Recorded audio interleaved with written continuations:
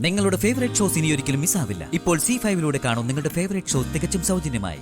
നീ കരുതുന്നത് പോലൊരു പയ്യനല്ല സഞ്ജു. ആ കുടുംബത്തിലെ ഓരോ അംഗങ്ങളോടും അവനുള്ള അറ്റാച്ച്മെന്റ് അറിയാതെയാ നീ കളിക്ക് കൂട്ടു നിൽക്കുന്നത്. അവൻ എന്റെ മോളെ സ്വീകരിച്ചു കഴിഞ്ഞിട്ട് എന്ത് ചെയ്യുന്ന ഏട്ടൻ പറയുന്നത്? അവന്റെ കൺമുന്നിൽ ഓരോരുത്തരായി മരിച്ചു വീഴും. ജീവനിൽ കൊതിയുള്ളവർ പ്രാണരക്ഷാർത്ഥം ഓടി ഒളിക്കും.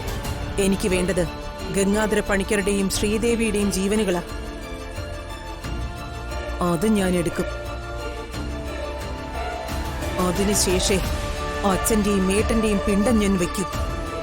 കവിതയുടെ കാര്യം ഞാൻ എങ്ങനെ ഇവിടെ മുന്നിൽ അവതരിപ്പിക്കും? ഇതിൽ നിന്ന് നമുക്ക് പിന്നോട്ട് പോകാനാവില്ല ഗൗതം. സഞ്ജന മോൾ ഇവിടെ തങ്ങുന്നത് തന്നെ സഞ്ജു എന്നുള്ള പ്രതീക്ഷയില്ല. ഈ പ്ലാൻ സക്സസ് ആവാൻ ആ വീട്ടിൽ നിന്ന് ഒരാളുടെ പിന്തുണ ഉണ്ടാവുന്നത് നല്ലതല്ല. മംഗലശ്ശേരിയിൽ നിന്നോ? അതിനാരാ ഉള്ളത്? കവിത. നിങ്ങൾ കരുതുന്നത് പോലെയല്ല കവിതയുടെ ക്യാരക്ടർ. സ്വന്തം വീട്ടുകാരോട് പകയുമായിട്ടാ കവിത ജീവിക്കുന്നത്.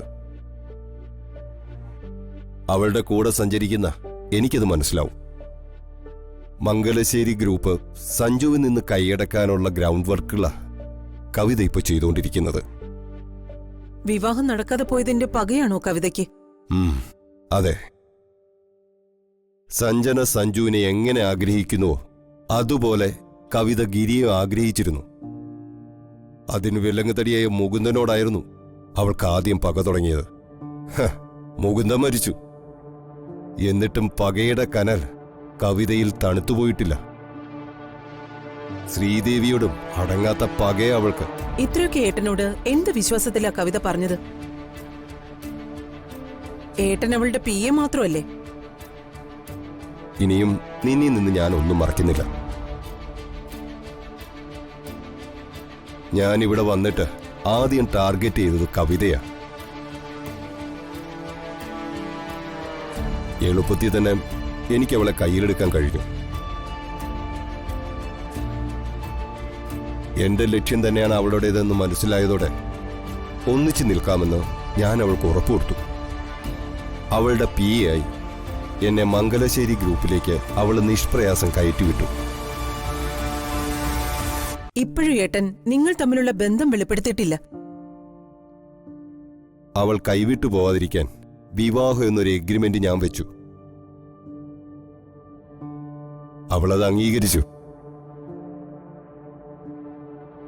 പക്ഷേ ഇന്നേ വരെ ഞങ്ങൾ ഒന്നിച്ചൊരു ജീവിതം ഉണ്ടായിട്ടില്ല.